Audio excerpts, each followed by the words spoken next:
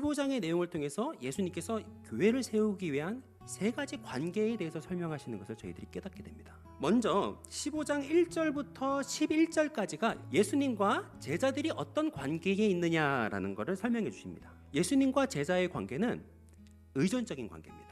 예수님이 포도나무고 우리는 가지이기 때문에 가지가 포도나무에 붙어 있어야 어떻게 돼요? 그래야 삽니다. 그리고 열매도 맺고요. 떨어지면 어떻게 돼요? 죽어요. 죽습니다. 그럼 가지가 해야 될 일은 뭡니까? 죽자고 나무에 붙어 있는 겁니다. 붙어 있으면 다 돼요. 예수님에게 의존하면 되는 겁니다.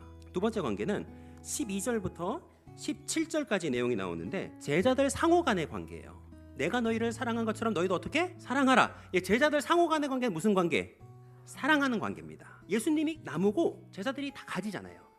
그리고 예수님이 머리시고 우린 다 지체죠. 그러면 이 가지와 지체들은요 서로 사랑하는 겁니다. 이렇게 해야 우리가 정말 하나님의 제자라는 증거가 됩니다. 우리가 서로 사랑할 때 하나님 우리 안에 거하시는 줄 세상 사람들이 알게 되고요. 다른 사람들을 사랑하고 우리 지체들을 사랑할 때 우리가 정말 예수 그리스도의 제자고 예수님께 붙어있다라는 게 증명이 돼요. 세 번째 관계가 있는데 18절부터 시작해서 25절까지 나옵니다. 제자들과 세상과의 관계예요. 세상이 우리를 미워하는 관계입니다. 근데 문제는 왜 미워하느냐? 예수님 때문에. 예수님 때문에 미움을 받는 겁니다. 우리가 세상 사람들이 예수님을 받아들이지 않으니까 예수님의 제자들을 막 미워했습니다. 박해했습니다. 그러니까 예수님께서 그 말씀을 하시면서 이제 니네들이 복음 전도자의 사명을 가지고 그리고 교회로서 이 세상에 살아가다 보면 세상 사람들이 너희를 미워할 것이다. 거기에 대해서 실족하거나 거기에 대해서 실망할 필요 없다 얘기하시는 거예요. 오히려 너희들이 제자로서 너희들의 사명을 잘 감당해라. 그런 말씀을 주십니다. 예수님의 제자들이 반드시 지켜나갈 관계예요. 근데 문제는 뭐냐면 이 관계가 다 무너졌습니다. 첫 번째 무너진 잘못된 관계는 우리와 예수님과의 관계예요. 우리가 예수님에게 딱 붙어서 예수님한테 의존하면서 예수님이 주시는 평화, 예수님이 주시는 사랑, 예수님이 주시는 영적인 공급함을 누리면서 살아가야 돼요. 그렇게 신앙생활을 해야 됩니다.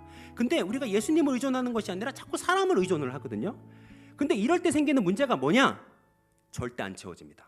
이건 예수님만 채워주실 수 있는 거기 때문에 그 어떤 사람도, 그 어떤 훌륭한 목사님도, 그 어떤 훌륭한 순장도요 채울 수가 없습니다. 공급은 예수님에게 받아야 됩니다. 그래야 채워집니다. 우리가 예수님에게 의존적이 돼야 돼요. 다른 사람을 통해서 우리가 공급받으려고 해도 안 되고요. 그리고 자기 스스로 공급하려고 해도 안 됩니다. 두 번째 관계는 제자들 상호 간의 관계였죠. 사랑하는 관계. 근데 문제는 뭐냐? 이 관계가 어떻게 된 거예요? 깨졌어요.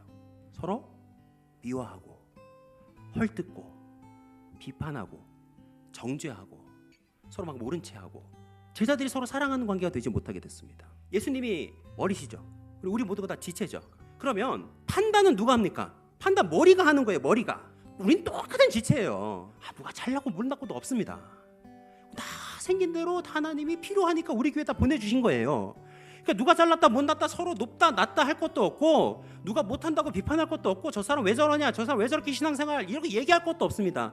우리가 지체가 할 일은요 그냥 한 가지예요. 서로 짐을 나눠지는 겁니다. 갈라디아서 6장 말씀처럼 서로 짐을 나눠지고 서로 힘들어하면 같이 도와주고 격려하고 힘주고 이게 지체가 하는 거죠. 마지막 세 번째, 나와 세상과의 관계죠. 우리가 세상으로부터 미움받는 관계. 누구 때문에? 예수님 때문에. 자, 이 관계가 사실 이 세 가지 관계 중에 제일 많이 무너졌어요.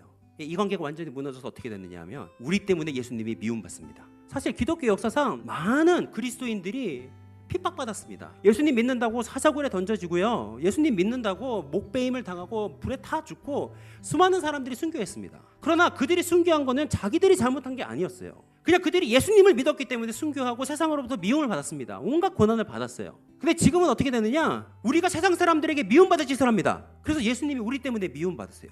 우리 믿는 사람들을 두고 교회를 두고 개독교라고 막 비판하기도 하고 세상 사람들이 막 교회를 막 비판합니다. 왜 이런 일이 벌어졌을까 생각을 하면요. 물론 여러 가지 이유가 있겠지만 가장 큰 이유는 신앙에 있어서 우리가 공적인 영역을 너무나도 소홀히 했기 때문입니다. 신앙은요 하나님과 나와의 관계가 중심이 되는 사적인 영역이 굉장히 중요해요. 굉장히 중요합니다. 그게 가장 기초가 되죠. 그렇지만 그것과 동시에 우리가 하나님 나라의 시민이기도 하지만 이 나라에서도 시민이기 때문에 우리가 공적인 영역에서 책임 있는 그리고 윤리적인 모습으로 살아가면서 신앙인이기 때문에 오히려 더 세상 사람들보다 더 높은 도덕적 기준을 가지고 살아가야 됩니다. 세상 사람들은요 우리의 사적인 영역을 못 봐요. 세상 사람들이 우리를 가지고 평가하는 건 뭐 가지고 평가하는 겁니까? 공적인 영역에서 우리의 모습을 가지고 평가하는 거라고요. 그리고 그 신뢰도가 10%밖에 안 된다고요. 신앙생활은 여기서 예배 드리는 게 아니라 예배 끝나고 나서부터 진짜 신앙생활이 시작되는 거예요. 우리의 삶의 자리에 나가서 우리가 어떻게 살아가느냐, 그게 신앙생활입니다. 하나님이 원하시는 것은 우리가 공적인 영역에 나가서 그 영역에서 정말 하나님의 뜻을 이루면서 살아가는 거예요. 오늘 이 말씀을 마치시고 예수님이 뭐 하셨습니까? 고난당하시고 십자가 지셨어요. 이제 내일부터 고난주간이 시작됩니다. 저와 여러분이 이 고난주간에 다시 한번 예수님과의 관계를 회복했으면 좋겠습니다.